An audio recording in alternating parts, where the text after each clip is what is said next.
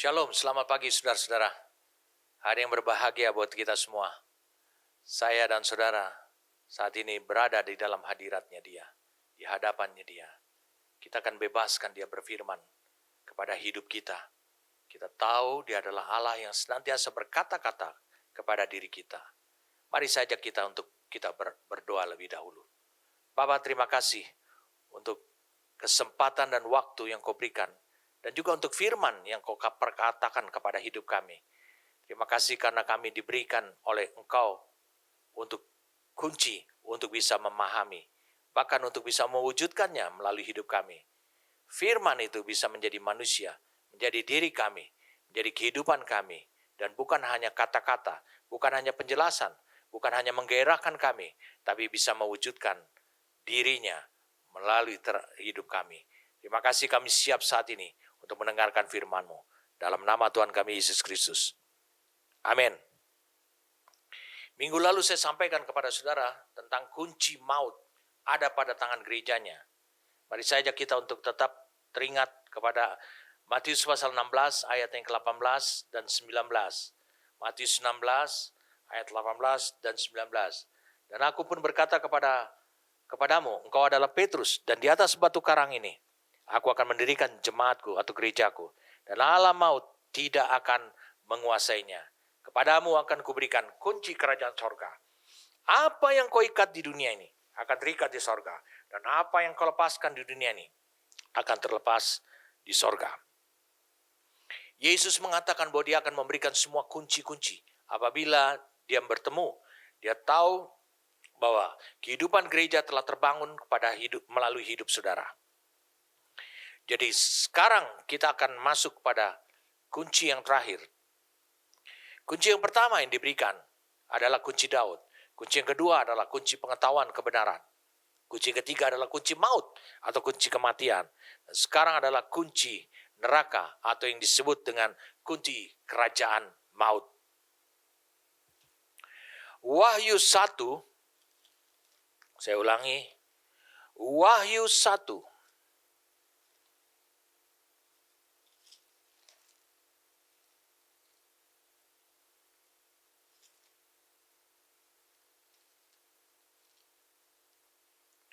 Wahyu 1 ayat 17 dan ayat yang ke-18. Ketika aku melihat Dia, tersungkurlah aku di depan kakinya sama seperti orang yang mati. Tetapi Ia meletakkan tangan kanannya di atasku, lalu berkata, jangan takut, aku adalah yang awal dan yang akhir, Dia yang hidup. Aku telah mati, namun lihatlah, aku hidup sampai selama-lamanya, dan aku memegang segala kunci dan kerajaan maut. Kerajaan maut ataupun kunci neraka di sini digunakan kata adalah bahasa Inggrisnya digunakan kata hell. Dalam bahasa Yunaninya digunakan kata Hades, G86. Hades, G86. Saudara, saya terlebih dahulu untuk memberikan definisinya. Kunci neraka atau kunci Hades ini adalah kunci tempat semua roh orang-orang yang telah mati. Juga roh-roh jahat. Khususnya orang-orang yang telah mati, itu dikurung di alam roh ini. Saya katakan dikurung di dalam alam roh ini. Untuk menunggu penghukuman. Saya mengajak saudara untuk bisa melihat 1 Petrus 3 ayat 19, dan saudara akan menemukan hari ini alasannya mengapa Yesus harus memberikan semua kunci yang dimilikinya. Dan Dia telah memiliki juga kunci neraka atau kunci kerajaan maut ini. Dia berikan kepada gerejanya. Untuk apa? Supaya saudara bisa berperan sebagai saksinya. Mari saya ajak kita untuk bisa melihat ayat yang ke-18. Sebab juga Kristus telah mati sekali untuk segala dosa kita, yang benar untuk orang-orang yang tidak benar, supaya Ia membawa kita kepada Allah, yang telah dibunuh dalam keadaannya. Dikatakan dibunuh berarti Dia mati. Keadaannya sebagai manusia, tapi yang telah dibangkitkan menurut roh Dan di dalam roh itu juga ia pergi. Arti kata di dalam roh itu juga. Berarti rohnya dikuasai oleh roh kudus. Berarti dia bersama dengan roh kudus. Ia pergi memberitakan Injil kepada roh-roh, dikatakan adalah yang di dalam penjara. Berarti dikurung. Yesus melihat mereka dikurung di dalam penjara. Mengapa mereka dikurung dalam penjara? Apakah mereka patut untuk mendapatkan penghukuman? Padahal mereka, sebagian daripada mereka adalah orang-orang yang dikatakan orang-orang benar. Karena mereka dari garis keturunannya Adam. Adam berdosa, maka dosa menjalar terus semua. Makanya iblis memiliki pengharapan, iblis memiliki kepastian bahwa mereka juga akan dihukum. Nuh akan dihukum. Sem akan dihukum. Yafet akan dihukum. Ishak akan dihukum. Abraham akan dihukum. Semua akan dihukum. Karena mereka dari garis keturunannya Adam. Itu sebabnya mereka semua melihat jauh ke depan, menantikan karya penebusan daripada Allah. Minggu lalu saya sudah sampaikan kepada saudara. Yesus membayar. Dia mati untuk membayar. Menebus dosanya. Dan dia sekarang punya hak untuk mengambil, untuk membuka pintu neraka.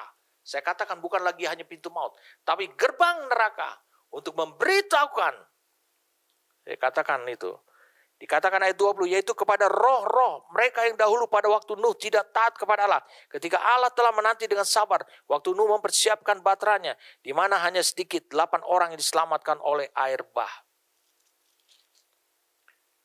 Jadi kalian bisa lihat di sini, dia datang masuk ke neraka untuk memberitahukan bahwa semua harganya termasuk pada masa perjanjian lama, pada masa yang akan datang, semuanya apa yang terjadi pada manusia telah ditebus. Mari saya untuk mengajak saudara untuk bisa melihat Yudas, kitab Yudas,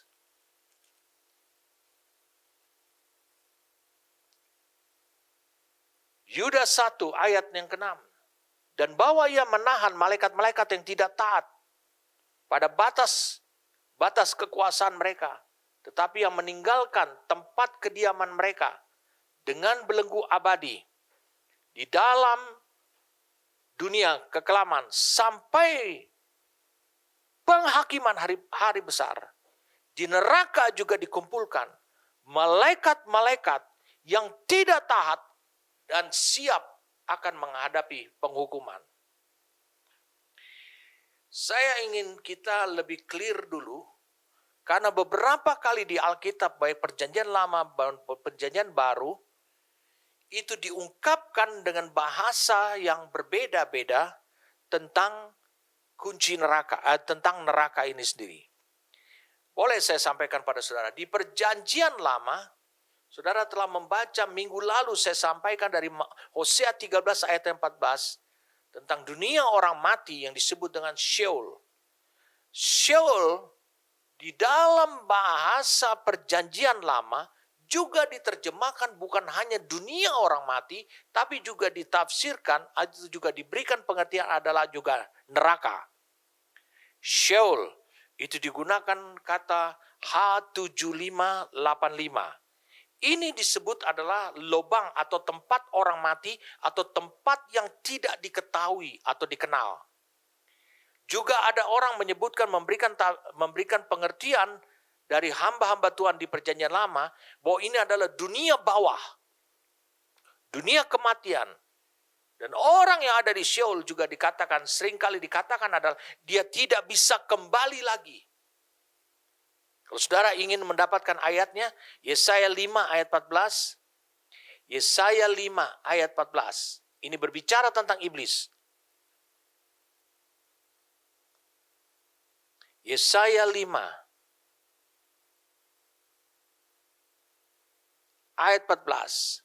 Sebab itu dikatakan, di sini digunakan kata hell, dunia orang mati akan membuka kerongkongannya, lapang-lapang, dan akan mengangangkan mulutnya lebar-lebar dengan tiada terhingga, sehingga lenyap ke dalamnya segala kesemarakan dan keramaian Yerusalem, segala kegaduhannya dan orang-orang yang bersukaria di kota itu. Siapa yang tinggal di neraka itu? Saudara harus bisa tahu. Dia membuka kerongkongannya. Dia menunjukkan kekuasaannya untuk menyedot, menghisap orang-orang yang hidup di dunia ini untuk masuk juga ke sana, turut dihukum bersama-sama dengan iblis. Kita lihat di sini di Yesaya pasal yang ke-14. Ayat 9 tentang iblis. Dunia orang mati. Di sini juga dikatakan adalah tentang hell. Dunia orang mati yang di bawah gemetar untuk menyongsong kedatanganmu. Jadi iblis masuk ke sana. Dijagakannya arwah-arwah bagimu, yaitu semua bekas pemimpin-pemimpin di bumi. Semua bekas raja bangsa-bangsa dibangunkannya dari tahta mereka. Iblis beroperasi dengan kekuatannya itu justru dari yang disebut dengan kerajaan maut atau neraka. Sorry, saudara tidak perlu takut. Karena saya sedang menjelaskan tentang definisinya dulu. Di perjanjian baru, neraka disebut dengan kata Hades. Kata Hades itu dari G86. Artinya juga adalah kuburan. Jadi mirip dengan Sheol, lubang, tempat orang mati. Atau juga disebut alam gaib. Atau alam yang tidak terlihat. Nah, seringkali ditafsirkan Hades ini adalah tempat perantaraan atau transisi antara kematian dengan kebangkitan. Makanya 3 hari Yesus setelah mati dia pergi kemana? 1 Petrus 3 jelaskan pada kita bahwa Yesus pergi ke Hades. Dan di Hades itu ada beberapa tempat, beberapa ruangan yang berbeda-beda. Dan salah satu ruangan yang berbeda-beda itu dikatakan dalam perjanjian baru itu disebut dengan Gehenna. Gehenna. G1067. Saya ulangi, G1067. Itu Gehenna dalam perjanjian baru. Itu disebut juga adalah kuburan alam gaib. Tapi itu adalah secara khusus adalah merupakan tempat penghukuman di neraka untuk orang-orang durhaka. Nah, sejarah daripada Gehenna ini, awalnya dulu itu adalah tempat suatu lembah Hinnom namanya lembah Hinnom, itu di selatan Yerusalem. Tempat menyembahnya dewa Molok. Ini dewa kekejian. Saudara bisa baca itu Yosua 18 ayat 16. Bisa ditayangkan. Yosua 18, 16. Yosua 15 ayat 8. 2 Tawarikh 28 ayat 3. Kemudian pasal 33 ayat 6. Dan juga ada di Yeremia 19 ayat 2 sampai 6. Gehenna ini yang ada di perjanjian lama, makanya perjanjian baru bahasa Yunaninya disebut Gehenna, tempat mengungkapkan mirip seperti apa yang terjadi pada Gehenna di lembah Hinnom di selatan Yerusalem itu. Juga adalah tempat kotoran dan hewan yang mati di kota Yerusalem itu dibuang dan dibakar di sini. Mengapa dibakar? Demi mencegah wabah yang ditimbulkannya. Dibakar itu tentu pakai api. Jadi Gehenna ini adalah tempat pembakaran yang apinya gak pernah padam-padam. Makanya disebutkan adalah Gehenna. Kalau bahasa Indonesianya Gehenna. Ini adalah neraka sebagai tempat penghukuman masa depan atau disebut Gehenna api. Saya akan melanjutkan teruskan cerita penjelasan seperti ini, supaya saudara akhirnya sampai kepada tanda tanya besar. Kalau begitu apa gunanya gereja diberikan oleh Yesus, meskipun Yesus telah memiliki kunci neraka, ngapain harus diberikan salah satu kunci ini, yaitu kunci Gehenna ini. Jadi Gehenna ini atau neraka ini itu merupakan simbol bagi orang jahat, khususnya adalah Gehenna. Adalah simbol bagi orang jahat dan kehancuran masa depan hidup mereka. Oke, tulis saudara, kalau dia simbol. Yang pertama adalah, ini adalah tempat orang berdosa. Matius 5 ayat 22. Matius 5 ayat 22.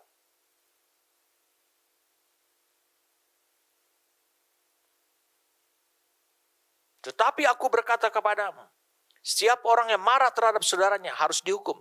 Siapa yang berkata kepada saudaranya kafir harus dihadapkan ke mahkamah agama. Dan siapa berkata jahil harus diserahkan ke dalam neraka yang menyala-nyala. Jadi orang-orang yang sembarangan, yang memberikan statement, pernyataan, menghakimi, dia mengambil otoritasnya Allah dengan sembarangan, hanya menduduh, mendakwa. Dia dikatakan dia cocok di neraka. Ayat 29.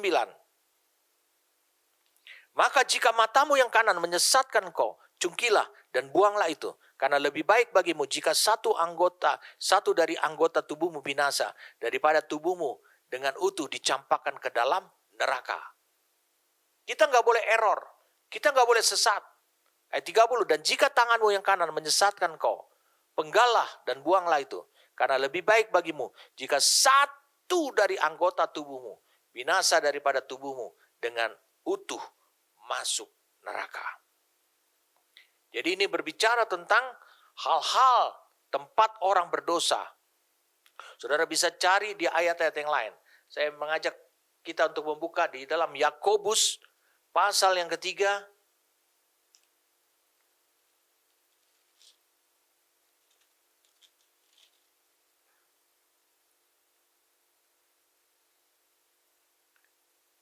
Ayat 5 dan 6.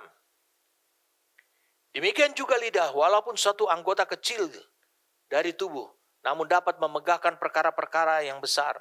Lihatlah betapapun kecilnya api, ia dapat membakar hutan yang besar. Lidah pun adalah api, ia merupakan suatu dunia kejahatan dan mengambil tempat di antara anggota-anggota tubuh kita sebagai sesuatu yang dapat menodai seluruh tubuh dan menyalakan roda kehidupan kita. Sedang ia sendiri dinyalakan oleh api neraka. Lidah itu dinyalakan oleh api neraka. Dipicu oleh api neraka. Berarti neraka bisa berkuasa mengangakan mulutnya untuk menghisap kehidupan saudara melalui perkataan saudara. Yang akhirnya membuat api neraka itu bisa menjalar pada kehidupan orang. Ini adalah kehidupan orang-orang, tempat orang-orang berdosa. Yang kedua, dalam 2 Petrus, yang kedua, Gehenna atau neraka ini adalah tempat Allah menyimpan semua orang jahat. Tadi yang pertama adalah tempat orang berdosa. Tempat menyimpan semua orang jahat. Ayat yang ke-9, 2 Petrus 2 ayat yang 9. Maka nyata bahwa Tuhan tahu menyelamatkan orang-orang saleh dari pencobaan dan tahu menyimpan orang-orang jahat untuk disiksa pada hari penghakiman. Disimpan orang jahat untuk hari penghakiman. Terutama mereka yang menuruti hawa nafsunya karena ingin mencemarkan diri dan yang menghina pemerintahan Allah. Mereka begitu berani dan angkuh sehingga tidak segan-segan menghujat kemuliaan. Padahal malaikat-malaikat sendiri yang sekalipun lebih kuat dan lebih berkuasa daripada mereka tidak memakai kata-kata hujat kalau malaikat-malaikat menuntut hukuman atas mereka di hadapan Allah. Jadi itu adalah tempat menyimpan orang-orang jahat. Katakan disimpan untuk hari penghakiman. Yang ketiga adalah Karena Allah adalah api yang menghanguskan. Neraka juga digambarkan adalah memiliki api. Ibrani 12 ayat 29 mengatakan Allah adalah api yang menghanguskan. Dan dikatakan bahwa gerejanya itu dibaptis dengan Roh Kudus dan api. Apinya adalah api Allah. Dan kita tahu menurut Yeremia 5 ayat 14 bahwa api itu adalah engkau ditenggelamkan oleh firman yang dibawa oleh Roh Kudus. Dan ingat, api yang berasal dari Allah. Api neraka itu bukan api yang berasal daripada iblis, bukan. Kalau api itu adalah api yang berasal dari Allah, itu yang menghanguskan apa yang akan terhanguskan. Itu akan menyiksa apa yang akan tersiksa. Berarti firman Allah, saya ulangi, berarti firman Allah. Yang ketiga ini saudara bisa ingat saudaraku, itu akan menghabiskan, akan membuat kesiksaan bagi mereka-mereka yang semasa hidupnya itu selalu memberontak terhadap firman. Saudara harus mengerti apa yang saya maksudkan ini. Kalau gereja dibaptis dengan api, saudara bisa bayangkan, maka gereja tentu bisa memasuki area api neraka seperti pada Yesus. Karena Yesus itu adalah, pada mulanya adalah firman. Firman itu bersama-sama dengan Allah. Dan firman itu adalah Allah. Dan akhirnya firman itu menjadi manusia. Lalu dia digambarkan seperti api yang dibawa oleh Roh Kudus. Bukankah di 1 Petrus 3 ayat 19 dikatakan ketika Yesus mati, firman yang menjadi manusia itu mati, tubuhnya tergeletak di kuburan, dia bersama dengan roh. Padahal dia adalah firman. Dia adalah api yang dibawa oleh Roh Kudus. Yaitu firman. Untuk menenggelamkan hidup saudara. Sekarang dia ketika dia mati selama 3 hari. Dia bersama dengan Roh Kudus. Pergi ke neraka. Memasuki penjara-penjara. Saudara tahu ngerti penjara-penjara. Berarti memiliki tempat-tempat. Padahal itu adalah seluruhnya adalah neraka. Saudara bisa bayangkan. Makanya Yesus dikatakan dia memegang kunci kerajaan maut atau kunci neraka di Wahyu 1 ayat 18. Dan kunci ini juga sekarang diserahkan kepada gerejanya. Saya sedang menjelaskan tentang Gehenna. Luar biasa sekali. Gereja bisa masuk ke neraka. Bagaimana gereja? Apabila engkau telah dibaptis dengan Roh Kudus dan api, maka kau memiliki kunci neraka. Karena api yang di neraka itu adalah firman yang membakar hidup mereka. Itu sebabnya di Ibrani 12 ayat 25 dibilang sekali lagi Allah akan menggoncangkan. Sekali lagi dia berfirman, dia menggoncangkan. Kita nggak boleh menolak dari dia yang berfirman dari sorga.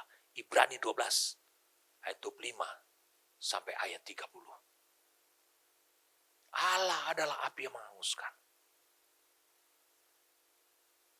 Saya sudah jelaskan kepada saudara tentang Sheol, Hades, Gehenna. Di Alkitab ada lagi satu ruangan yang juga disebut neraka. Itu disebut Tartaro atau Tartarus. G5020. Ini tempat khusus buat menyimpan atau menawan para malaikat yang berdosa dan tidak taat sampai pada hari penghakiman. Tempat menawan dan menyimpan. Seberapa dahsyat yang kau lihat pekerjaan setan di mana-mana. Roh jahat, para malaikatnya di mana-mana. Ingat, mereka ditawan, mereka geraknya dibatasi. Saudara akan temukan siapa yang membatasi dirimu. Matius 25 ayat 41. Lihat, saya merasakan dalam roh saya. Saudara, senang sekali kalau kita udah membahas tentang neraka, membahas tentang semuanya ini. Dan saudara tidak pernah mengerti sebelumnya. Siapa diri saudara yang menerima kunci daripada Tuhan. Saudara, betapa dahsyatnya hidup saudara. Saudara, hidup yang sangat ditakuti oleh neraka. Saudara memiliki kehidupan yang ditakuti oleh maut. Bukan saudara takut pada maut. Maut takut lihat saudara. Matius 25 ayat 41, dan ia akan berkata kepada mereka yang di sebelah kirinya, enyahlah dari hadapanku, hai kamu orang terkutuk. Enyahlah ke dalam api yang kekal, yang telah sedia untuk iblis dan malaikat-malaikatnya. 2 Petrus 2 ayat yang keempat. 2 Petrus 2 ayat yang keempat. Sebab jikalau Allah tidak menyayangkan malaikat-malaikat yang berbuat dosa, dia tidak menyayangkan, dia simpan. Tetapi melemparkannya mereka ke dalam neraka, dan dengan demikian menyerahkannya ke dalam gua-gua yang gelap, jadi ruang-ruang, untuk menyimpan mereka sampai hari penghakiman. Saudara mengerti arti disimpan? Gerak operasionalnya setan dibatasi. Itu sebabnya iblis bertanya kepada Allah, sejauh mana aku bisa mencobai Ayub? Ya kau boleh bebas cobai, tapi jangan nyawanya. Jadi apa artinya Tartaro buat kita? Di sini disebutkan di 1 Petrus 2 Petrus 2 ayat 4. Di sini disebutkan tentang Tartaro. Di Matius 25 ayat 41 disebut tentang Tartaro. G5020. Tulis 3 hal tentang Tartaro. Ini adalah jurang terdalam neraka yang suram dan gelap. Sebagai tempat siksaan kekal bagi yang jahat. Ayub 10 ayat 21.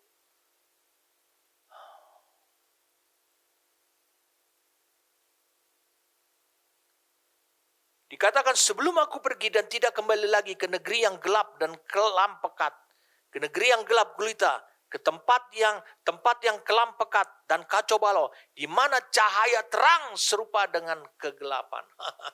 Cahaya terang serupa dengan kegelapan berarti tidak ada terang sama sekali. Ini gambarannya. Ini adalah jurang terdalam. Tidak ada, suram, gelap. Saudara mengerti arti rohani gelap? Tidak ada sedikit pun juga hadiratnya Allah, terangnya Allah. Disimpan di sana. Yang kedua tentang Tartarus. Orang-orang jahat ditawan di tempat ini dan disiksa. Mereka sangat menderita. Kenapa mereka menderita? Saudara akan tahu. Karena nggak ada terang Tuhan. Jangan kau berpikir bahwa firman Tuhan itu membuat engkau sesak napas. Justru kebalikannya. Firman Tuhan akan membuat engkau sebenarnya bersuka cita. Engkau ditipu selama ini. Engkau berpikir bahwa uang membuat engkau sukacita. Tidak. Engkau harus tahu bahwa uang membuat engkau bahagia dan bergembira. Kalau engkau bahagia dan bergembira, berarti ada waktunya. Tapi kalau engkau sukacita, kekal. Jadi Tartarus adalah bahasa Yunani sebenarnya untuk Gehenna. Gehenna itu dikutip. Dalam perjanjian baru juga dikutip. Gehenna itu. Bahasa Yunani, tetapi sebenarnya diambil dari bahasa Ibrani. Yang ketiga tentang Tartarus. Para malaikat yang melampaui batas-batas kekuasaan mereka. Melebihi batas kekuasaan mereka yang diberikan oleh Allah kepada mereka. Pergi meninggalkan posisi mereka. Jadi mereka merasa bahwa mereka juga bisa maha hadir, maha kuasa. Dari apa yang telah ditentukan oleh Allah. Dihukum, dibelenggu ke tempat ini. Dengarkan saya. Jadi siapa yang memegang kunci neraka, dia akan bisa memiliki kemampuan dalam hidupnya untuk membatasi secara total iblis dan para malaikatnya. Itu sebabnya gereja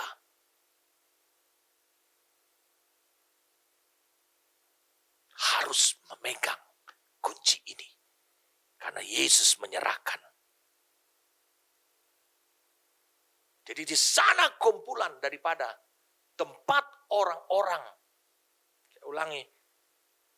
Tempat orang-orang, menyimpan orang-orang. Juga disebut tempat kuburan. Orang-orang yang telah mati dikurung di sini. Yesus juga pernah pergi ke sini. Dan di sana ada orang benar. Di sana juga ada orang tidak benar. Itu yang disebut dengan neraka. Tartarus dalam hal ini. Kalau saudara pahami cerita tentang,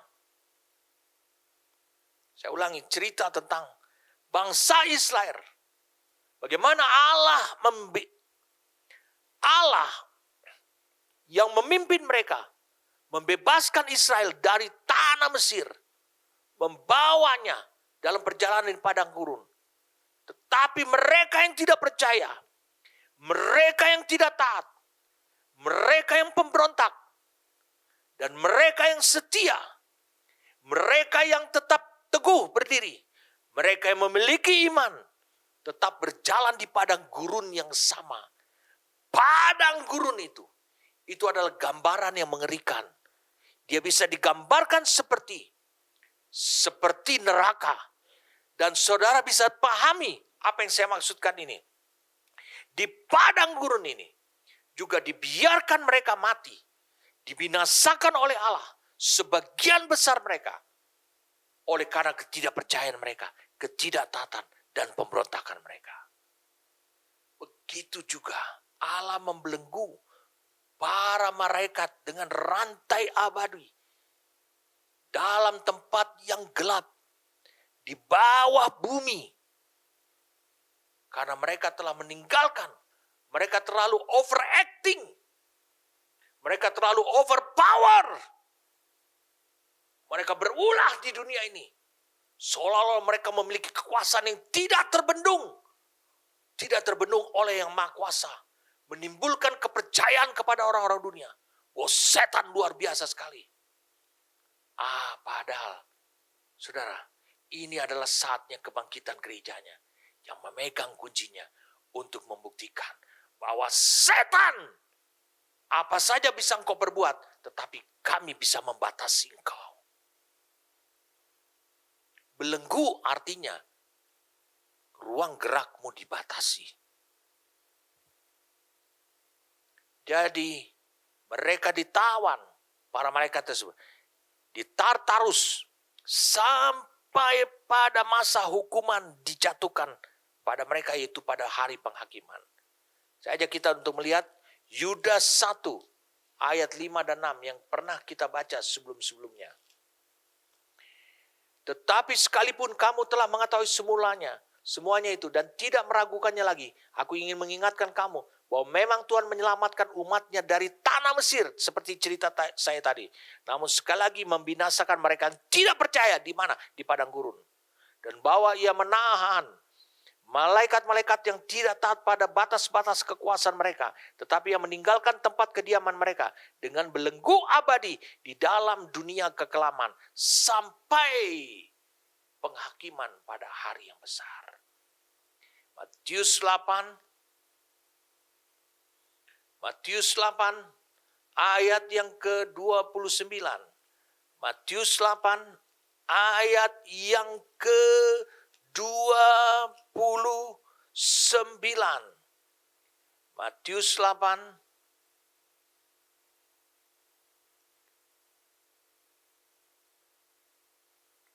Yesus di Gadara, Gerasa. Semua roh jahat yang ada pada orang itu tersebut itu berkata demikian.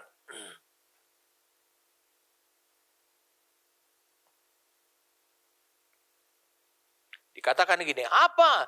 Dan mereka itu pun berteriak, katanya, apa urusanmu dengan kami, hai anak Allah? Adakah engkau kemari untuk menyiksa kami sebelum waktunya? Jadi ini adalah orang-orang, malaikat-malaikat yang berasal dari Tartaro, tempat menyimpan untuk mereka dikurung di sana, dibatasi di sana, dan menunggu hari penghakiman. Makanya mereka kompak berkata ketika bertemu dengan anak manusia, yaitu Yesus. Dikatakan, apa urusanmu dengan kami? Bukankah kami sudah dikurung? Bukankah kami sudah di itu? Nah sekarang kami membelenggu satu orang saja. Membatasi satu orang saja. Ada engkau kok kemari untuk menyiksa kami sebelum waktunya? Bukankah kami sudah ada di Tartarus, di dalam alam roh? Walaupun mereka masih bisa beroperasi di dunia. Tapi saudara bisa lihat apa yang Yesus lakukan. Mereka terbatas. Yesus menunjukkan bahwa mereka ada di Tartarus.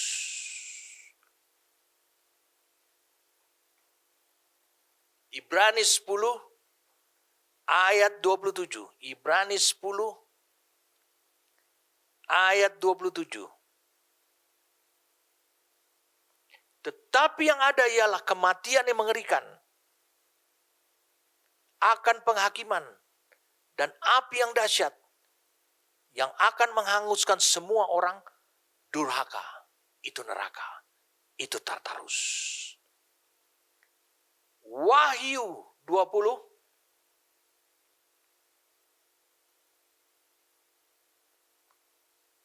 ayat yang ke-10. Dan iblis yang menyesatkan mereka dilemparkan ke dalam lautan api dan belerang, yaitu tempat binatang dan nabi palsu itu. Dan mereka disiksa siang dan malam sampai selama-lamanya.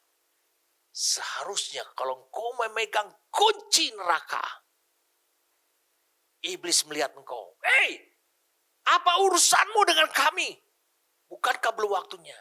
Saya sudah jelaskan dari ayat-ayat sebelumnya. Iblis tahu nanti hari penghakiman itu. Tapi kan itu belum datang.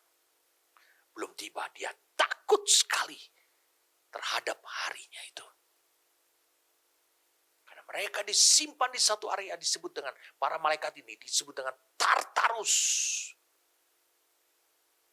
Ada satu tempat lagi yang sangat-sangat mengerikan di neraka.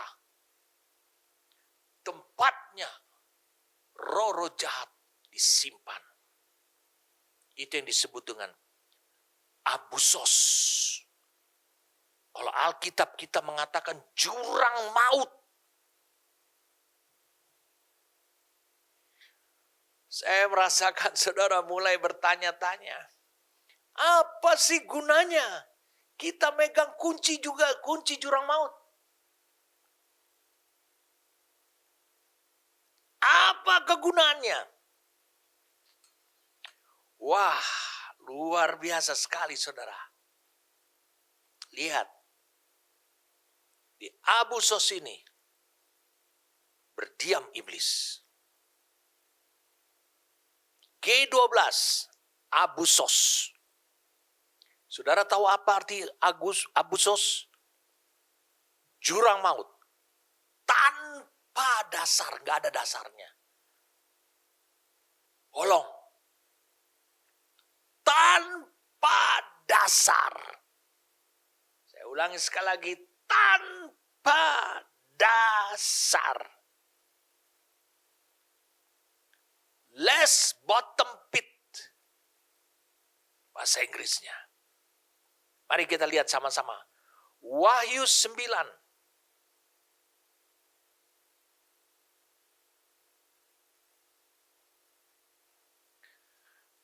Wahyu 9.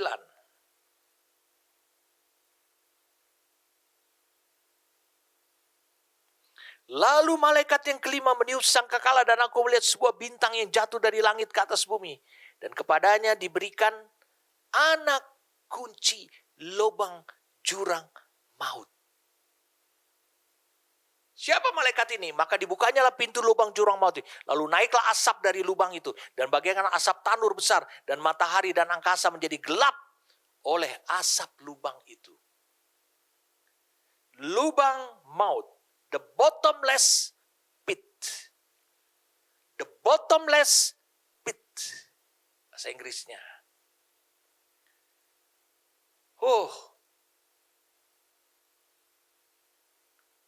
Malaikat yang kelima meniup sangkala dan aku melihat sebuah bintang yang jatuh dari langit ke atas. Dan kepada bintang yang jatuh tersebut diberikan anak kunci Abusos. Siapa bintang yang jatuh itu? Siapa bintang yang jatuh itu? Kita baca dulu ayat yang ke-11. Dan raja yang memerintah mereka ialah malaikat jurang maut. Namanya dalam bahasa Ibrani ialah Abaddon. Abaddon artinya itu destruction. Artinya si penghancur. Dan dalam bahasa Yunani ialah Apollyon. Sama artinya destruction.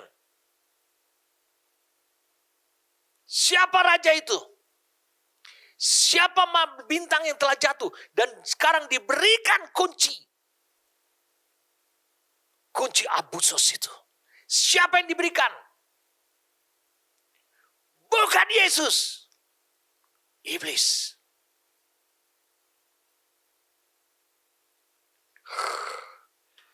Luar biasa. Mari saya ajak kita lihat lagi. Wahyu 11 ayat yang ke-7. Wahyu 11 ayat yang ke-7. Dan apabila mereka telah menyelesaikan kesaksian mereka, ini dua hambanya, maka binatang yang muncul dari jurang maut, binatang itu mewujudkan diri sebagai binatang, tidak memiliki belas kasihan, akan memerangi mereka dan mengalahkan serta membunuh mereka. Kemudian kita baca lagi di Wahyu 17 ayat yang ke-7. Wahyu 17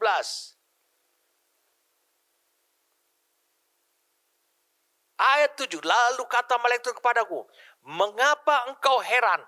Aku akan mengatakan kepadamu rahasia perempuan itu dan rahasia binatang yang memikulnya. Ini tentang Isabel. Ini tentang Babel. Binatang yang berkepala 7 dan bertanduk 10 itu. Adapun binatang yang telah kau lihat itu telah ada, namun tidak ada. Ia akan muncul dari jurang maut. Sama seperti Wahyu 11 tadi. Dan ia akan menuju kepada kebinasan. Dan mereka yang diam di bumi, yaitu mereka yang tidak tertulis dalam kitab kehidupan, mereka yang tidak percaya, sejak dunia dijadikan, akan heran apabila mereka melihat bahwa binatang itu telah ada, namun tidak ada, dan akan muncul lagi. Saudara mengerti? Iblis menyembunyikan jati dirinya. Dia ada, namun tidak ada. Tapi faktanya kenapa banyak orang jahat? Menyembunyikan dirinya. Seolah-olah dia menunjukkan gambaran dirinya bahwa dia itu baik. Kalau iblis menunjukkan dirinya, dia bertaring. Semua orang tidak akan mau mengikuti hidupnya. Satu ayat lagi. Wahyu 20 ayat 1-3. Ini juga menjelaskan tentang Abusos. Wahyu 20 ayat 1. Lalu aku melihat seorang malaikat turun dari sorga. Ini malaikat benar. Memegang anak kunci jurang maut. Bukankah kunci jurang maut dipegang oleh iblis? Sekarang seorang malaikat turun dari sorga. Ini malaikatnya Allah. Malaikat benar. Malaikat yang setia. Dia rupanya di sorga. Menerima anak kunci atau kunci jurang maut juga. Pertanyaan saya, siapakah di sorga yang memegang kunci jurang maut itu? Yesus. Dia memegang kunci Abusos. Kunci neraka komplit dengan ruang-ruangnya. Yesus yang memegang anak kunci jurang maut. Lalu malaikat ini menerima kunci dari, saya ulangi, dari Yesus. Bukankah gereja juga menerima kunci dari Yesus? Setelah engkau selesai dibangun menjadi gerejanya. Dan dikatakan malaikat ini turun dari surga dan memegang anak kunci jurang maut. Dan suatu rantai besar untuk membelenggu, untuk membatasi, untuk menawan. Sehingga tidak lagi bertindak semau-maunya. Ia menangkap naga, si ular tua itu, yaitu iblis dan setan. Dan ia mengikatnya 1000 tahun lamanya. Boleh saya ingin membuat perenungan buat hidup saudara? Pertanyaan saya, berapa malaikat yang melakukan itu? Bukankah yang dibelenggu adalah iblis setan yang dulunya sebelum pemberontakan Lucifer, Lucifer berada pada posisi yang lebih tinggi dari malaikat ini yang sekarang membelenggunya? Bukankah ini disebut adalah malaikat biasa? Ini bukan Michael. Tetapi karena kepada malaikat ini telah diberikan kunci, sehingga dia lebih super power, lebih berkuasa daripada iblis. Karena dia menerima kunci. Bagaimana dengan gereja Tuhan apabila engkau telah selesai dibangun dan kau menerima kunci dari Yesus yang sama yang ada di tahta di sorga. Yaitu kunci abusos juga, yaitu kunci neraka, kunci kerajaan maut ini. Engkau juga akan bisa menangkap iblis, membelenggu iblis, memberikan gerak batasan kepada dia. Lalu dikatakannya ayat 3, melemparkannya ke dalam jurang maut dan menutup jurang maut itu dan memeteraikannya di atasnya supaya ia jangan lagi menyesatkan bangsa-bangsa sebelum berakhir masa 1000 tahun. Kemudian daripada itu ia akan dilepaskan untuk sedikit waktu lamanya. Iblis tinggal di jurang maut, tetapi dia beroperasi mengakibatkan di dunia ini. Kadang-kadang di dunia ini dia seperti ada, dia seperti tidak ada. Dia kembali lagi. Tapi sejak Wahyu 20, ini adalah gambaran tentang gerejanya sebenarnya.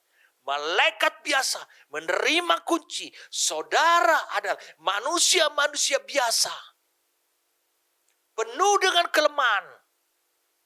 Tapi kalau saudara sudah menerima kunci, saudara lebih berkuasa daripada iblis. Saudara bisa mulai membatasi gerakannya iblis. Oh Tuhan, terima kasih untuk apa yang kau bangun.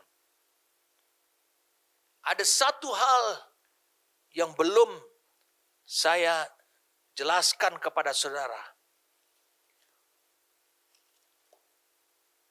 Yaitu tadi saya sampaikan tentang abusos itu. Yaitu adalah abusos itu di bahasa Inggrisnya. Dan dalam pengertian lubang kunci jurang maut. Atau the bottomless pit. Dengan kata lain, dia tidak memiliki dasar.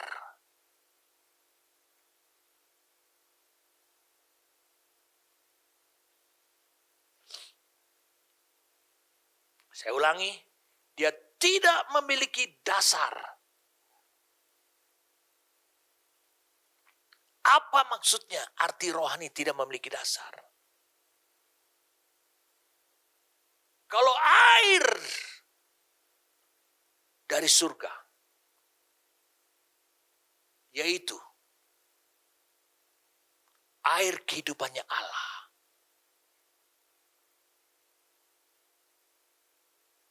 itu dimasukkan ke dalam lubang ini,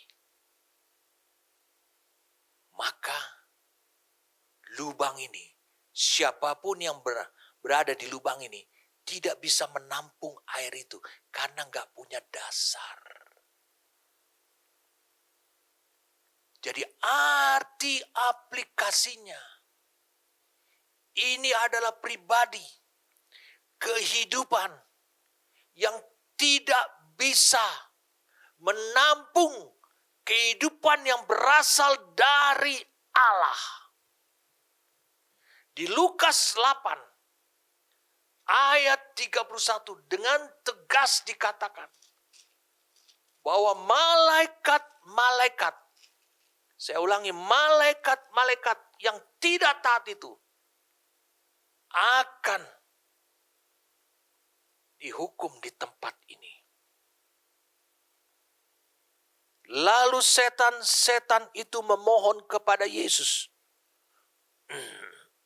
Ayat 31. Supaya ia, maksudnya Yesus, jangan memerintahkan mereka, berarti Yesus lebih berkuasa, masuk ke dalam jurang maut atau abis.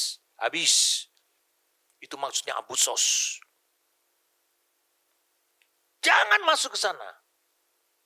Pada roh jahat sendiri takut kepada tempat ini. Tapi ini menjadi tempat persembunyian untuk menyembunyikan identitasnya iblis yang menyebabkan kekacauan di bangsa-bangsa. Bukan aku loh, karena dia menyembunyikan dirinya di sini. Inilah tempat yang menyeramkan, tempat yang tidak memiliki sedikit pun unsur rohani. Dan saya mau beritahu pada saudara, Kristus telah masuk ke tempat ini bersama-sama dengan Roh Kudus. Itu sebabnya Kristus memiliki kunci. Dan kunci itu diserahkan di Wahyu 20 kepada seorang malaikat biasa. Dia bersama dengan Roh Kudus pernah masuk ke tempat ini. Ini tempat penjara. Naik ke tempat ini. Maka Kristus layak memegang kunci neraka seutuhnya. Dan pada satu hari, pada hari penghakiman, kunci ini diberikan kepada seorang malaikat biasa, kepada malaikat biasanya. Dan dia menjadi lebih berkuasa. 1 Petrus 3 ayat 18. Bersama dengan Roh Kudus pergi ke penjara-penjara untuk membebaskan orang. Termasuk untuk merebut kunci, mengambil kunci dari tangan iblis. Kunci abusos. Ada banyak orang tidak bisa menerima doktrin Kristus. Pengajaran tentang Kristus dari firman Tuhan yang seperti air kehidupan. Karena hidup mereka di dunia ini telah dijadikan seperti abusos oleh iblis. Yaitu the bottomless pit. Lubang tanpa dasar. Gak bisa menampung firman sedikit juga. Tidak bisa teraplikasi. Tidak bisa membedakan. Dengan bangga mengatakan, lihat, itu suami saya, sama-sama laki-laki. Di depan banyak orang. Di ruang pertemuan para petinggi-petinggi di Amerika. Dengan tenang dan sambil tersenyum. Dikatakan dengan gampangnya. Bahwa dia istri. Meskipun dia laki-laki. Dia istri dan suaminya ada di belakangnya. Jadi Kristus telah masuk ke tempat ini. Juga abusos ini menunjukkan bahwa iblis naga tersebut dikurung dalam penjara. Siapa yang menyuruh ke sana? Kita sudah baca ayatnya. Allah. Berarti sejak iblis ditempatkan di sana, dia meskipun masih bisa beroperasi ke dunia ini. Seperti yang dikatakan, dia kadang-kadang ada dan seperti tidak ada. Dia menyembunyikan identitasnya. Tapi ini menunjukkan bahwa iblis dikurung di tempat ini oleh firman Allah. Berarti ini seperti penjara buat dirinya. Berarti kekuasaan dan geraknya dibatasi.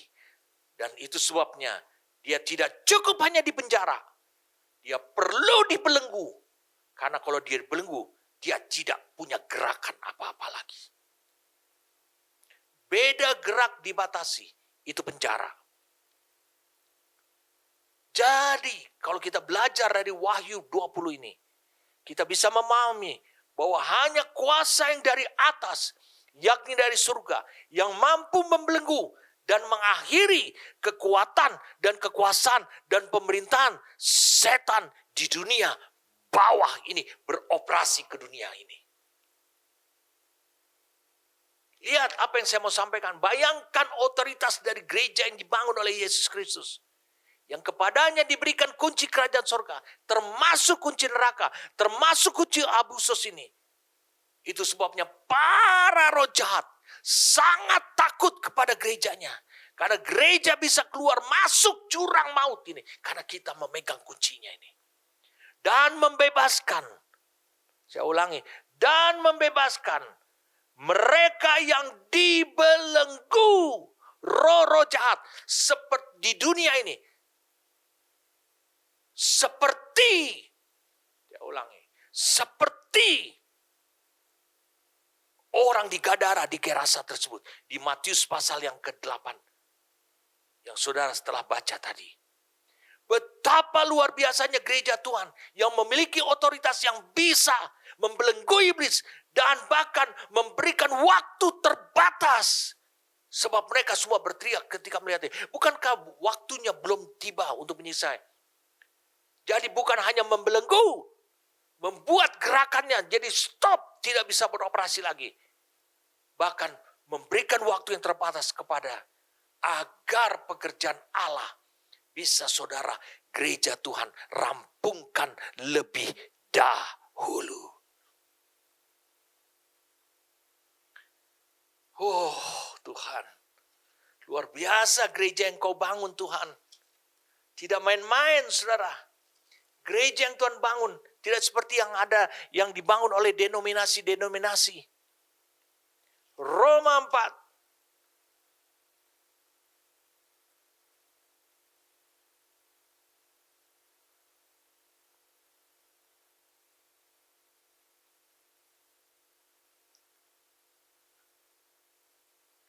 Sorry saudara, bukan Roma 4.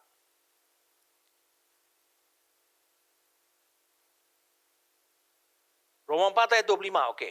Yaitu Yesus yang telah diserahkan karena pelanggaran kita dan dibangkitkan karena pembenaran kita. Pembenaran kita. Di Wahyu 1 ayat 18, aku telah mati. Dia mati untuk pelanggaran kita. Tapi aku hidup dan aku memegang kunci neraka. Berarti saudara bisa lihat. Saudara dibenarkan. Berarti saudara dilayakkan, diperkenan, dipercaya, dan juga diberi otoritas. Bagaimana itu? Itu disebut dengan kunci. Saudara layak, karena saudara telah dibenarkan. Berarti kunci gerbang neraka, yaitu kuasa dan otoritas. Yang kalau engkau baca di Matius 16, ayat 18 dan 19. Dia bilang, aku di atas Petra ini, aku akan membangun gerejaku. Dan Allah mau tidak bisa menahannya. Dan abusos tidak bisa untuk menahan pintu gerbangnya. Berarti kunci gerbang neraka, yaitu kuasa dan otoritas untuk membuka dan menutup pintu abusos, pintu neraka. Memasuki area itu, area kekuasaan iblis. Area persembunyian iblis ketika dia beroperasi di dunia ini. Bukan lagi milik semata-mata iblis. Tapi gerejanya yang menerima kuasa tersebut. Menurut Matius 16, sekarang juga punya kuasaan untuk membebaskan mereka yang terpenjara di sana. Untuk menutup gerbang neraka. Membatasi, bahkan menghentikan pekerjaan iblis di dunia ini. Itulah kuasa yang luar biasa daripada gereja Tuhan. Saudara rasanya ragu. Kita bisa memindahkan banyak orang. Meskipun masih hidup di dunia ini. Tapi sebenarnya dia adalah dibelenggu. Dipenjara. dari Abusos. Saudara nggak percaya apa yang saya katakan? Saya katakan kunci atau kuasa otoritas itu yang diberikan oleh Yesus pada gerejanya itu dalam bentuk bersaksi. Katakan apa yang kau ikat di dunia ini, tentulah itu yang sudah terikat di sorga. Jadi apa yang kau deklarasikan haram, melanggar hukum di dunia ini, itu adalah sesuatu yang sudah bertentangan menurut sorga. Tapi apa yang kau lepaskan, apa yang kau izinkan terjadi di dunia ini, melalui deklarasi, bukankah Yesus sedang berbicara tentang fungsi gereja menjadi saksi? Kunci ini adalah kuasa dan otoritas yang diberikan pada kehidupan gerejanya untuk bersaksi, mendeklarasikan apa saja yang diizinkan di surga, apa saja yang tidak. Jadi proses pemindahan itu adalah karena munculnya gereja. Gereja akan melaksanakan prosesnya itu. Dan sekarang saudara bisa lihat proses pemindahan, evakuasi. Saya katakan evakuasinya dari orang-orang yang sebenarnya sudah ditetapkan di penjara di Abusos, sama seperti orang-orang di Gerasa itu. Karena roh-roh jahat itu berasal dari Abusos,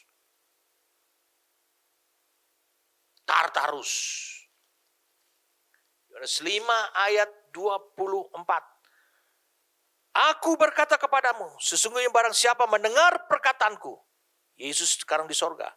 Siapa yang menyampaikannya? Saksinya, yaitu gerejanya. Dan percaya kepada dia mengutus aku. Oh, percaya. Ia mempunyai hidup yang kekal. Dan tidak turut dihukum. Bukan kata Yesus sampaikan, neraka adalah tempat penghukuman. Menyimpan orang-orang jahat untuk dihukum. Sebab ia sudah pindah dari dalam maut ke dalam hidup. Siapa yang percaya pada perkataanku? Melalui saksiku, gereja Tuhan. Karena gereja Tuhan punya kunci bagaimana cara mengeluarkan orang-orang dari Abusos. Bahwa dia yang percaya sudah pindah dari tempat penghukuman ke dalam tempat kehidupannya Allah. Itu prosesnya. Karena gereja adalah saksi Tuhan. Gereja memberitakan Injil Tuhan agar siapa yang percaya bertobat tidak dihukum, tetapi diselamatkan. Itu kata Alkitab. Markus 16 ayat 15 dan 16 juga mengatakan, siapa yang percaya bertobat, dia akan diselamatkan. Jadi kekuatan pintu gerbang neraka untuk menutup dan mengurung orang-orang di dalamnya untuk penghukuman yang kekal, itu ternyata kuncinya dipegang oleh gerejanya. Saudara mau tahu siapa orang-orang yang dulu ada di Abusos? Saudara mau tahu daftarnya? Saya akan keluarkan daftarnya. Saudara akan tercengang melihat. Jujur saya katakan, saya tidak termasuk orang yang dulu di Abusos. Tapi saya mau sebutkan satu orang yang saudara kenal di Abusos itu. Mari saya buka saudara. Efesus pasal yang kedua. Efesus pasal yang kedua. Yang saudara kenal. Ayat yang pertama. Kamu dahulu sudah mati karena pelanggaran-pelanggaran dan dosa-dosamu. Kamu hidup di dalamnya. Karena kamu mengikuti jalan dunia ini. Karena kamu mentaati penguasa-penguasa kerajaan angkasa. Yaitu roh yang sekarang sedang bekerja. Jadi tempat kerjanya adalah di dunia. Di antara orang-orang yang durhaka. Jadi tempat kerjanya adalah kehidupan orang yang masih hidup di dunia. Dia berasal dari mana? Dia berasal dari Abusos. Karena disebutkan adalah penguasa kerajaan angkasa. Disebutkan kerajaan. Bukankah neraka disebut adalah kerajaan maut? Nah, ini yang saudara, orang yang saudara kenal. Sebenarnya Ini surat ditujukan kepada jemaat Efesus. Tidak seorang pun saudara kenal di jemaat Efesus tentunya. Gak ada yang saudara kenal. Meskipun mereka berasal dari Abu Sus, saudara gak kenal dia. Sebenarnya, dahulu kami yang menulis ini juga termasuk di dalamnya. Siapa yang menulis? Rasul Paulus. Semua juga terhitung masuk di sana. Di antara mereka ketika kami hidup di dalam hawa nafsu daging dan menuruti kehendak daging dan pikiran kami yang jahat, pada dasarnya kami adalah orang-orang yang harus dimurkai, dihukum. Sama seperti mereka yang lain, jemaat Efesus yang tidak kalian kenal. Paulus saudara kenal. Luar biasa. Haleluya. Bagaimana mungkin menyelamatkan Paulus yang di Abusos, di Tartarus, di Gehenna, bisa menjadi rasul? Bagaimana caranya? Hanya Allah yang tahu caranya. Dia akan menjadikan gerejanya seperti itu. Dari penduduk Abusos menjadi orang yang memiliki kunci Abusos dan menyelamatkan bangsa-bangsa, bangsa demi bangsa dari Abusos.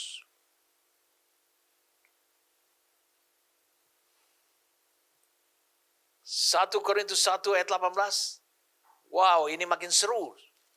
Saudara makin tidak bisa memejamkan mata sedikit pun juga untuk mendengarkan apa yang saya sampaikan ini.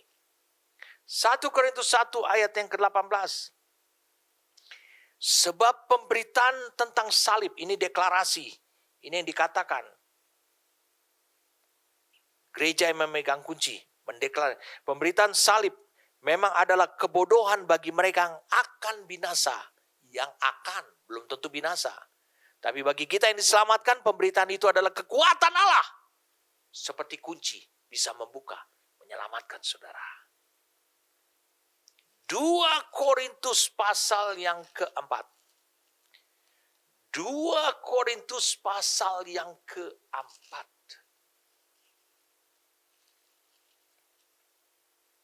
Ayat yang 1. Oleh kemurahan Allah, kami telah menerima pelayanan ini, karena itu kami tidak tawar hati. Tapi kami menolak segala perbuatan tersembunyi yang memalukan. Kami tidak berlaku licik dan tidak memalsukan firman Allah. Sebaliknya, kami menyatakan kebenaran. Dan dengan demikian, kami menyerahkan diri kami untuk dipertimbangkan oleh semua orang di hadapan Allah. Jika Injil yang kami beritakan masih tertutup juga, maka ia tertutup untuk mereka yang akan binasa, yang ada di Abusos, yang sudah dikurung, dipenjara di Abusos, meskipun mereka masih hidup di dunia. Yaitu orang-orang yang tidak percaya, yang pikirannya telah dibutakan oleh ilah zaman ini, sehingga mereka tidak melihat cahaya Injil tentang kemuliaan Kristus, yang adalah gambaran Allah. Sebab bukan diri kami yang kami beritakan, tapi Yesus Kristus sebagai Tuhan, dan diri kami sebagai hamba-Mu karena kehendak Yesus. Sebab Allah telah berfirman, dari dalam gelap, saya sudah sampaikan, Abusos, Tartarus, Gehenna, Hades adalah tempat di mana cahaya itu adalah kegelapan. Tak makin gelap. Dari dalam gelap akan terbit terang. Ia juga akan membuat terang yang bercahaya di dalam hati kita, supaya kita beroleh terang dan pengetahuan tentang kemuliaan Allah yang nampak pada wajah Kristus. Jadi neraka itu adalah tempat mereka yang menolak Injil dan tidak percaya, yang akan dibinasakan. Sekarang saudara lihat, kunci neraka ada pada gerejanya. Makanya melalui pemberitaan Injil, deklarasinya itu memiliki kekuatan. Sebab Injil adalah kekuatan Allah. Roma 1 ayat 16. Untuk menyelamatkan setiap orang. Maka jika ada orang yang percaya, sehingga terbuktilah pintu gerbang neraka tidak bisa bertahan melawan siapa yang memegang kunci itu, yang sedang mendeklarasikannya, yaitu gerejanya. Itu yang membuktikan bahwa kunci Abusos, Tartarus, Gehenna, Hades, Sheol ada di tangan gerejanya. Mereka boleh mengangkat mulutnya. Mereka menyedot apa saja yang ada di dalam dunia. Mereka mengatur, memenjaranya. Dalam kehidupan spiritual itu, penjara itu bukan seperti ruang. Tapi seperti diungkapkan dalam kehidupan fisik itu seperti kayak penjara. Sehingga mereka akan mengalami kemerdekaan. Roma 8 ayat 21 mengatakan demikian. Tetapi dalam pengharapan, karena makhluk itu sendiri juga akan dimerdekakan dari perbudakan, kebinasaan, dan masuk ke dalam kemerdekaan, kemuliaan anak-anak Allah. Karena dikatakan apa? Ayat 19-nya, semua makhluk sangat rindu menantikan saat anak-anak Allah dinyatakan. Karena semua makhluk telah ditaklukkan kepada kesia-siaan, bukan oleh kehendak sendiri, tetapi oleh kehendak Dia yang telah menaklukkannya. Tapi dalam pengharapan, menunggu realitanya di dunia ini, semua makhluk itu sendiri akan dimerdekakan. Ketika apa? Ketika anak-anak Allah dinyatakan. Ini berbicara tentang mereka rindu. Saya ulangi, mereka rindu sampai anak-anak Allah dinyatakan. Mereka sangat rindu sekali. Berarti kunci kebebasan mereka dari penghukuman, penghakiman yang hari yang nanti. Bukankah malaikat juga akan dihakimi nanti, dihukum nanti pada waktunya? Mereka juga itu. Meskipun mereka masih hidup di dunia ini, manusia-manusia ini yang tidak percaya, sama seperti Paulus yang saudara kenal, juga pernah ada di Abusos, terdata di Abusos. Lalu kemudian mereka siap untuk hari penghakiman. Tapi oleh kunci pengetahuan kebenaran, saudara mendeklarasikan firman, menjelaskannya, dan memberikan hikmat Allah kepada firman tersebut, sehingga menjadi kebenaran bagi orang yang mendengarnya. Maka menurut Yohanes 8 ayat 32, mereka akan mengetahui kebenaran, mereka akan memiliki hikmat Allah, dan kebenaran itu akan memerdekakan mereka. Boleh saya tambah pada saudara? Supaya saudara mengerti tentang neraka ini sebenarnya apa. Supaya tahu aplikasi sifat neraka itu juga bisa diaplikasikan di kehidupan dunia ini. 2 Tesalonika pasal 1. 2 Tesalonika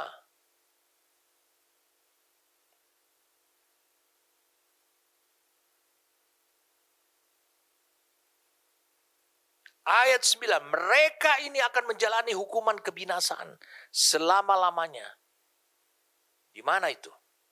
Dijauhkan dari hadirat Tuhan dan dari kemuliaan kekuatannya. Jadi neraka adalah tempat di mana tidak ada hadiratnya Allah.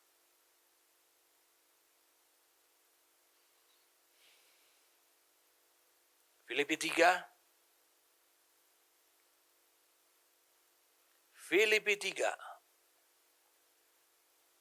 Saudara-saudara, ikutilah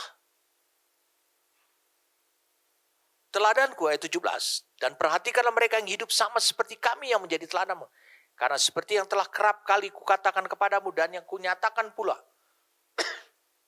Sekarang sambil menangis. Banyak orang yang hidup sebagai seteru atau lawan salib Kristus. Kesudahan mereka ialah kebinasaan. Tuhan mereka ialah perut mereka.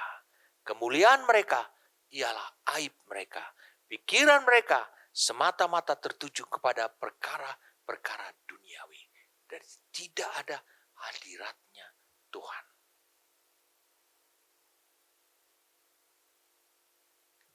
Jadi hari ini kau harus dibangun sebagai gerejanya. Supaya engkau memiliki semua kunci yang ada pada Yesus. Kunci Daud, kunci pengetahuan kebenaran, kunci maut atau kematian, dan kunci neraka. Betapa luar biasanya gereja Tuhan. Dia memiliki kunci, dia punya akses ke area-area yang selama ini ditutup oleh iblis. Makanya Yesus dan alam maut tidak akan berkuasa menahan pintunya. Tetap tertutup. Karena saudara bisa membuka. Karena saudara gerejanya. Jadi, mengapa gereja harus mengambil semua kunci? Mengapa gereja?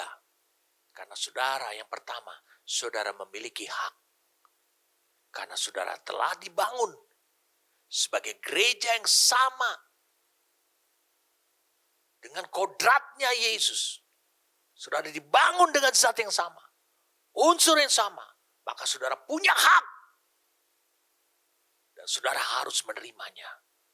Semua kunci, bukan menyeleksinya. Yang kedua, mengapa gereja harus mengambil semua kunci? Bahwa dengan mengambil semua kunci, maka itu satu-satunya langkah yang membuat gereja tetap bertahan sampai akhir zaman. Dengan berjalan dari kemenangan kepada kemenangan atau di jalan kemenangan. Hanya itu yang tetap membuat gereja tetap bisa bertahan. Menyelesaikan sampai garis akhir. Saya ajak saudara untuk bisa melihat 1 Korintus pasal yang kedua. Ayat 14, tetapi manusia duniawi tidak menerima apa yang berasal dari Roh Allah. Saudara bukan manusia duniawi, yang keinginannya duniawi. Karena hal itu baginya adalah satu kebodohan, dan ia tidak dapat memahaminya. Manusia duniawi tidak bisa memahaminya. Apa kegunaan kunci? Sebab hal itu hanya dapat dinilai secara rohani. Itu sebabnya jangan terlalu duniawi. Hanya uang aja yang dipikirin. Hanya uang yang menentukan sukacita saudara, kegembiraan saudara. Uang. Tidak bisa berbuat ini karena uang. Jangan membatasi hidup saudara dengan hal seperti itu. Mari saya ajak saudara untuk bisa melihat 1 Korintus pasal 15.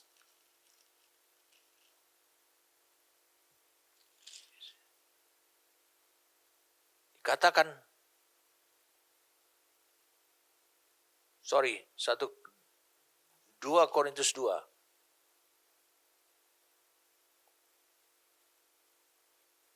Oh, 1 Korintus 15, betul. 54 sampai 57. Dan sesudah yang dapat binasa ini mengenakan yang tidak dapat binasa. Dan yang tidak dapat mati ini mengenakan yang tidak dapat mati. Maka akan genaplah firman Tuhan yang tertulis, maut telah ditelan dalam kemenangan. Siapa yang menang? Gereja. Yesus pertama. Yesus membangun gerejanya untuk menang. Hai maut, di manakah kemenanganmu?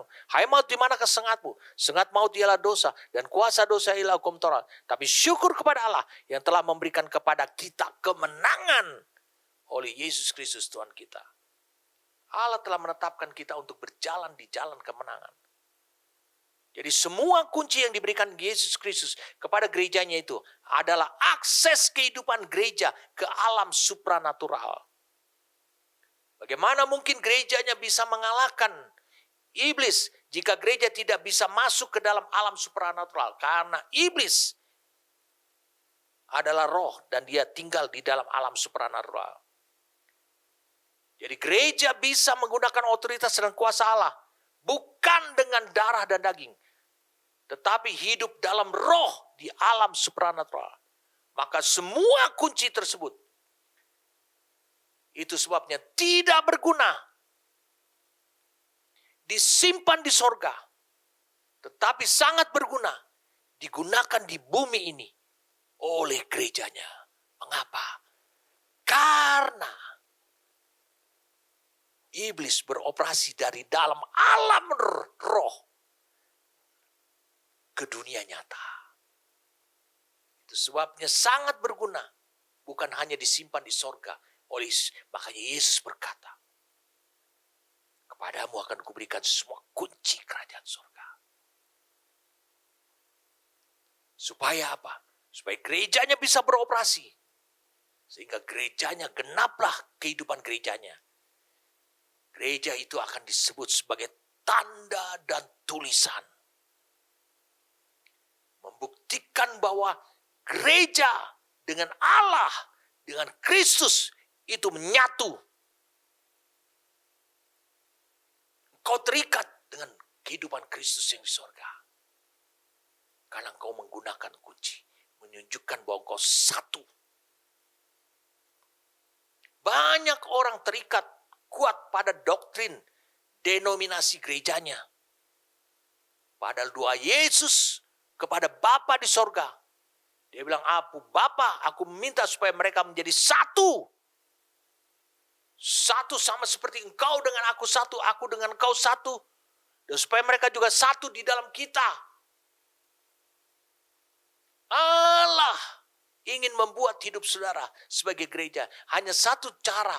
Allah ingin membuat hidup saudara sebagai tanda-tanda ajaibnya Allah yang hidup di sorga itu di bumi ini. Allah akan membuat itu. Tapi hanya satu jalannya. Saudara harus bangkit. Jadi nyata sebagai gerejanya. Gereja yang dibangun oleh Yesus Kristus. Sebab apa? Sebab Allah akan tetap terus memanifestasikan mujizat. Mulai tanda-tanda ajaib. Seperti pada perjanjian lama. Pada manusia. Bukan hanya kemampuan manusia itu. Tetapi dia sekarang akan bekerja. Dulu dia bekerja kepada Musa dari luar. Dia melakukan tanda mujizat. Tapi sekarang dia berubah. Dia menunjukkan dimensi kesatuan antara Allah dan manusia itu terwujud. Di dalam kehidupan gerejanya. Karena itu dia sekarang akan bekerja. Dia dari dalam manusia dan melalui manusia. Memanifestasikan keberadaannya. Keberadaan Allah. Dari dalam manusia. Kita harus sampai kepada satu kebenaran. Supaya saudara jangan bingung. Yesus yang membangun gerejanya. Gereja yang dibangun oleh Yesus Kristus itu. Itu menjadi gereja. Bagaikan kunci kerajaan sorga. Kunci itu dimaksudkan oleh Yesus adalah kehidupan yang dibangun Kristus pada gerejanya. Sehingga melalui kunci itu akan membawa bangsa-bangsa kepada ketaatan oleh perkataan dan perbuatan. Karena kuasa Roh Kudus. Saya mau tunjukkan, Yesus memegang kunci. Itu bukan kunci secara fisik. Tapi itu adalah kunci, adalah kehidupannya dia. Mari saya ajak saudara untuk bisa melihat satu ayat di Markus pasal yang ke-15. Markus pasal yang ke-15.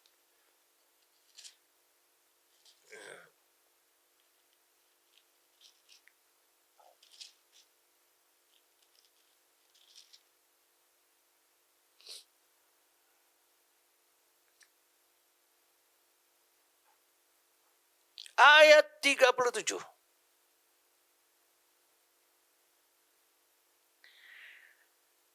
Lalu berserulah Yesus dengan suara nyaring dan menyerahkan nyawanya. Ketika itu tabir bait suci terbelah dua. Dari atas sampai ke bawah. Tabir bait suci yang memisahkan antara ruang maha kudus dengan ruang kudus. Karena ada orang yang hanya boleh masuk ke ruang maha kudus, yaitu imam besar setiap tahun. Dan ada orang yang boleh masuk ke ruang kudus, yaitu para imam saja. Orang Lewi yang lain tidak boleh masuk. Yang luar biasa ketika Yesus mati. Tet. Dia mati. Herannya tabir bait suci itu terbelah dua. Jadi hidupnya Yesus. Jadi perilakunya Yesus.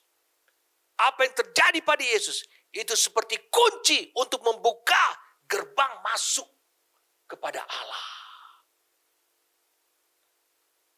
Kita memahami bahwa diri Yesus itu bagaikan kunci yang membuka tirai masuk ke ruang tata. Saudara tahu tak? Selama ini para imam tidak boleh masuk ke ruang Maha Kudus. Para imam tidak boleh masuk ke ruang Maha Kudus. Hanya imam besar. Tapi oleh kematian Yesus, maka terbentuklah satu ruangan baru. Yaitu ruangan kudus dengan ruangan Maha Kudus menyatu. Dengan demikian, saya ulangi, dengan demikian, maka aturan keimamatan Harun sudah tidak berlaku lagi sejak saat itu. Orang-orang kudus bisa mengakses tata Allah ataupun pemerintahan Allah. Jadi kehidupan Yesus yang mati di Golgota, bait sucinya itu ada di Yerusalem, di tempat lain, bukan di Golgota. Itu tiba-tiba terbelah. Jadi kehidupan Yesus itu adalah kunci di alam supranatural, di alam spiritual. Itu kaitannya.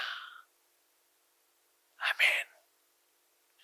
Saya mengajak kita untuk bisa melihat Ibrani pasal yang ke-9. Mari kita baca Ibrani pasal yang ke-9. Di sini diceritakan kepada kita ayat 6 sampai 9. Demikianlah caranya tempat yang kudus itu diatur. Maka imam-imam senantiasa masuk ke dalam kemah yang paling depan itu untuk melakukan ibadah mereka. Imam hanya masuk ke ruang kudus. Tetapi ke dalam kemah yang kedua, hanya imam besar saja, orang tertentu. Yang masuk sekali setahun dan harus dengan darah yang dia persembahkan karena dirinya sendiri dan karena pelanggaran-pelanggaran yang dibuat oleh umatnya dengan tidak sadar. Dengan ini Roh Kudus menyatakan bahwa jalan ke tempat yang Maha Kudus itu belum terbuka selama kemah yang pertama itu masih ada tabirnya. Jadi saudara bisa lihat apa yang terjadi. Yang terjadi adalah keimamatan Harun yang mengatur siapa yang masuk ke ruang Maha Kudus, siapa yang masuk ke ruang kudus ketika Yesus mati. Yesus itu membuka pintu pemisah antara ruang kudus dan ruang Maha Kudus. Berarti Yesus, hidupnya Yesus itu mati dan hidup. Dia itu bagaikan kunci, membuka pintu lebar-lebar sehingga keimamatan itu berubah. Sehingga keimamatan Harun tidak berlaku lagi. Makanya Yesus membuka. Sehingga Rasul Paulus mengatakan bahwa kita pun akan bisa masuk dengan bebas. Dan dengan berani. Dikatakan dengan berani ke tempat itu. Mari saya ajak saudara untuk bisa melihat. Ibrani 2 ayat 17. Dikatakan adalah itu sebabnya maka dalam segala hal. Ia harus disamakan dengan saudara-saudaranya. Supaya ia menjadi imam besar dan menaruh belas kasihan. Dan dengan setia kepada Allah untuk mendamaikan dosa seluruh manusia. Dan kalau engkau ketahui apa yang kalau engkau tahu apa yang telah dikerjakan oleh Yesus tersebut. Ya ini luar biasa sekali. Dikatakan itu adalah kiasan pada masa sekarang ayat 9. Ibrani 9 ayat yang ke-9.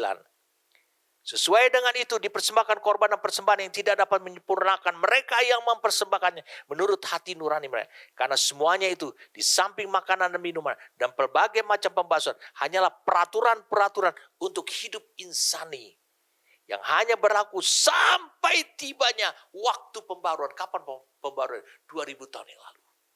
Lalu hidupnya Yesus seperti kunci. Wah, Ibrani 10 ayat 19.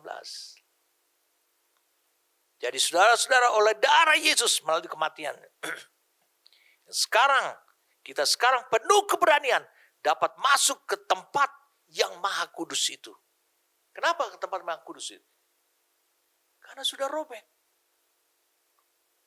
Karena ia telah membuka jalan yang baru dan yang hidup bagi kita melalui tabir, yaitu dirinya sendiri.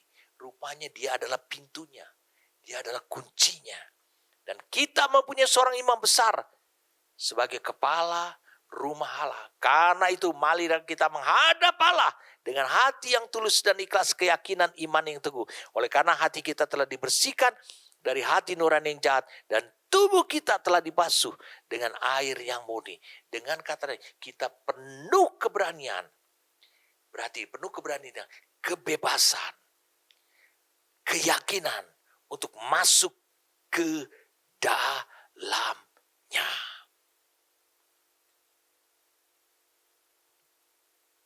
Saya mau sampaikan nubuatan ini kepada saudara sebelum saya mengakhirinya. Ini akan terjadi pada masa hidupmu. Sama seperti peristiwa Yesus bertemu dengan perwira kapten dari Kapernaum. Di Matius 8 ayat 5-13. Saudara akan terkejut di dunia ini. Karena di dunia ini telah menantikan saatnya untuk dia bisa melihat bangkitnya gereja. The Church of the Kingdom. The last generation for the final day. Artinya gereja kerajaan. Gereja yang memiliki kunci. Gereja yang memiliki otoritas dan kuasa. Untuk hari-hari terakhir. Allah akan membangkitkan di bangsa-bangsa orang-orang tertentu yang sangat berpengaruh dan punya otoritas di dunia ini. Di bangsa-bangsa, entah itu bangsa Cina, bangsa Amerika, bangsa-bangsa di Eropa, di Afrika, di Asia, di Oceania, di Australia. Mereka menantikan akan melihat gereja bangkit dan melihat kunci ada di bahu mereka. Pemerintahan ada di mereka. Mereka memiliki kunci. Dan selama ini mereka tahu bahwa mereka tidak mampu untuk mengubah nasib mereka kecuali bangkitnya gereja. Dan mereka akan menemukan, mereka akan datang kepada hidupmu. Mereka berharap kepada dirimu. Mereka menantikan engkau bangkit.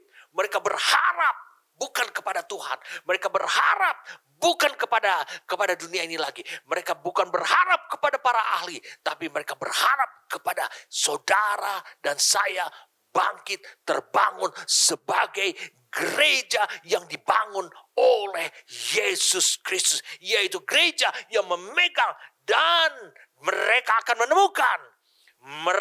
menemukan bahwa saudara memiliki kunci kerajaan sorga. Itulah solusi buat hidup mereka. Dan ini akan segera terjadi. Dan saya mau sampaikan kepada saudara. Ketika Yesus pergi ke sungai Yordan dan dibaptis, sorga terbuka. Sama seperti itu juga akan ada orang melihat ketika saudara bangkit, saudara ada di mana saja. Mereka haus, mereka mencari pertobatan di sungai Yordan. Bangsa-bangsa datang ke sungai Yordan. Tetapi saatnya akan tiba, mereka akan melihat sorga terbuka. Saudara memiliki kunci akses kepada alam roh. Saudara menerima kunci kerajaan sorga dari Yesus Kristus. Mereka akan menemukan hidup saudara. Allah lah yang akan membuat di mana titik pertemuan itu. Saudara mau tahu di mana titik pertemuan itu? Ketika saudara sudah selesai terbangun sebagai gereja yang dibangun sama persis dengan Yesus, kehidupan Yesus. Saudara akan memiliki seluruh kunci. Dan kunci-kunci itu adalah kehidupan yang sudah menyatu dalam hidup saudara. Sehingga mereka akan mengatakan, ini solusi hidupku. Ini solusi bangsa-bangsa. Selamat datang pada hari transformasi yang besar di dunia ini. Tuhan memberkati. Amin. Bapa, terima kasih untuk anugerah yang kau berikan kepada kami. Terima kasih untuk pekerjaan-Mu dalam hidup kami.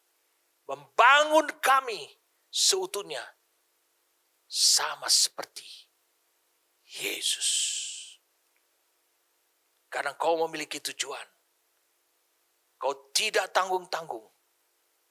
Kau telah menyiapkan semuanya ini.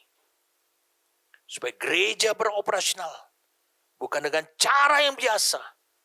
Tapi dengan cara.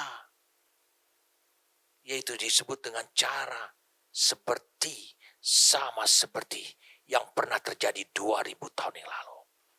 Hari ini. Bukannya hanya pewahyuan. Biarlah pengurapan. Biarlah dimensi. Kehidupan yang disiapkan oleh Yesus. Yang harus terbangun kepada gerejanya. Secara khusus. Memberikan semua kunci-kunci itu. Ini terjadi. Saat ini juga. Oh, terimalah saat ini juga. Saya katakan terimalah saat ini juga. Anugerah yang telah disiapkan oleh Tuhan. Anugerah kehidupannya dirinya. Apa yang melekat pada dirinya itu kunci-kunci itu. Yaitu kehidupan supranaturalnya. Allah. Supranaturalnya anak manusia yang menjadi anak Allah. Itu kau terima. Terjadi juga pada hidup saudara. Melekat pada hidup saudara. Dan itu menjadi kehidupanmu yang baru.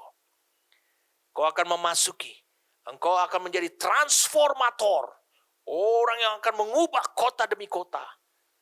Bangsa demi bangsa. Dengan hanya melalui deklarasi dalam kehidupanmu. Terima kasih untuk anugerah ini. Terima kasih untuk firman-Mu. Kami bersyukur padamu. Demi nama Tuhan kami, Yesus Kristus. Amen.